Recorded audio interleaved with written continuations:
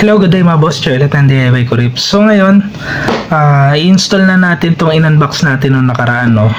Yung GP4 na Brembo na nickel. Yan. So, hindi ko na siguro papakita sa inyo yung kung paano ko siya kinabit dun sa motor, no?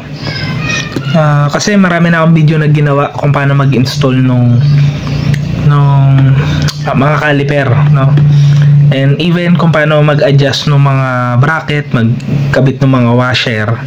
Yan. So ito, kakabit ko na lang muna to dun sa motor, tapos pakita ko sa inyo kung ano yung magiging itsura niya or yung tindigan ng motor, no, pagka ganito yung ginamit nyo na caliper. At the same time, magkakabit na rin ako ng 260mm na disc, kasi ito is pang 260mm na. Yan.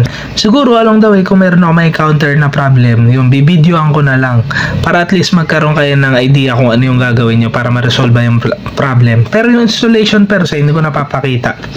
So, balikan ko kayo mamaya, no, pagka nakabit ko na yung caliper dun sa motor.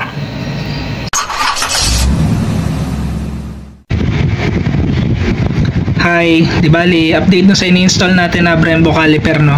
Yung GP4 na nickel. Yan. So tama, no, pagka nilagay niyo yung spacer, magiging pang 260mm na disc plate na siya. Yan. So nasukat ko na to kanina. Ang problema, hindi siya plug and play. Nangyayari kasi yung screw doon sa disc plate tumatama dito sa pinaka bracket. So tingin ko yung caliper per se wala naman siyang problema. Ang may problema is etong nabili kong bracket. Hindi siya ganun ka maganda yung pagkakasukat. So yung mga screw sakto naman. Ang problema, yung screw ng disc plate tumatama dito. Kaya kailangan nyo tong grinderin or kinisin. Dapat mapanipis nyo siya ng konti. Yan, tingnan nyo to. Ayan, o.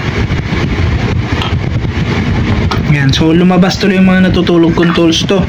Hindi ko naman na ginagamit to. Lumabas, pati itong mga to. Yan. So una, ito yung ginagamit ko. Hindi niya kaya. So grinder talaga ang kailangan nyo. Yan. Kininis ko na to. Kanina, sinukat ko ulit siya na umiikot na yung gulong.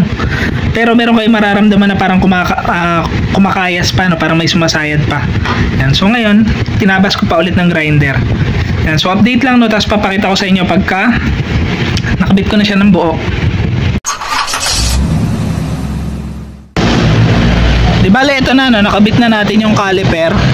Yan. So far, wala na akong na-encounter na problema maliban doon sa sumasayad dito sa bracket. Ito yung sumasayad, eh. Ito, yung bolt para dito sa disc plate. Pero aside doon, wala na. Tapos 2 days ko na siyang ginagamit. Maganda yung kapit niya, malakas. At saka kung mapapansin nyo, ito, oh, ito yung kagat nung pinaka-caliper natin. So ang ganda nung kagat niya.